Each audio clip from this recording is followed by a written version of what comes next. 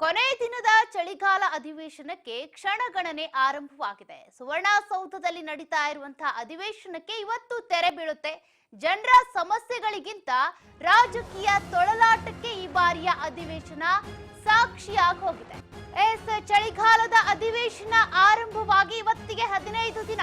ಇವತ್ತು ಕೊನೆಯ ದಿನದ ಚಳಿಗಾಲದ ಅಧಿವೇಶನದಲ್ಲಿ ಹಾಗಾದ್ರೆ ಏನೆಲ್ಲ ಚರ್ಚೆಗಳಾಗ್ತಾವೆ?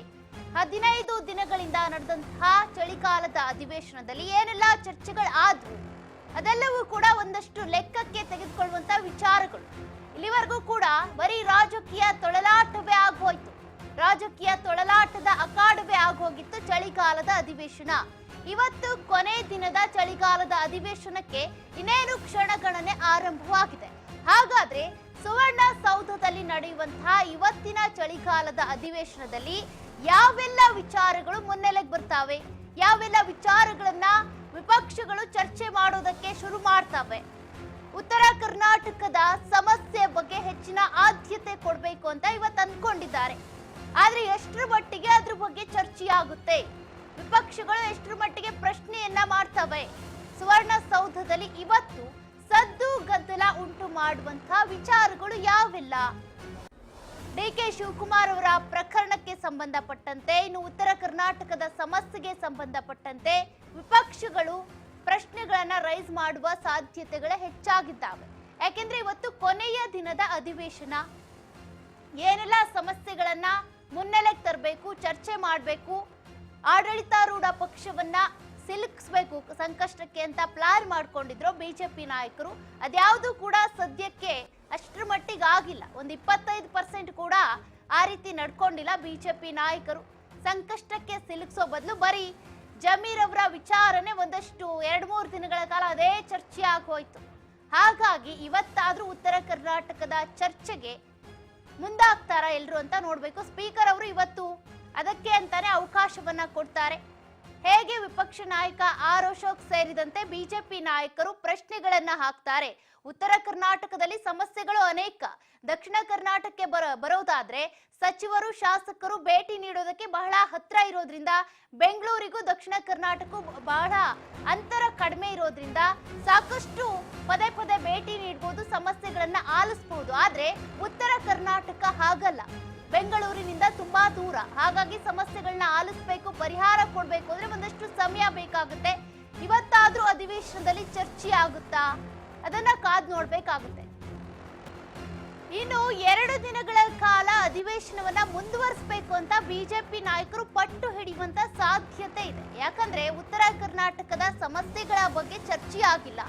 ಇನ್ನು ಡಿಕೆ ಶಿವಕುಮಾರ್ ಅವರ ಪ್ರಕರಣವನ್ನ ಕೂಡ ಅದರ ಬಗ್ಗೆ ಕೂಡ ಮಾತನಾಡುವಂತಹ ಸಾಧ್ಯತೆಗಳಿದ್ದಾವೆ. ಹಾಗಾಗಿ ಇನ್ನು 2 ದಿನ ಅಧಿವೇಶನವನ್ನ ಮುಂದೂಡಿ ಅಂತ ಒತ್ತಾಯಿಸುವಂತ ಸಾಧ್ಯತೆಗಳಿದ್ದಾವೆ.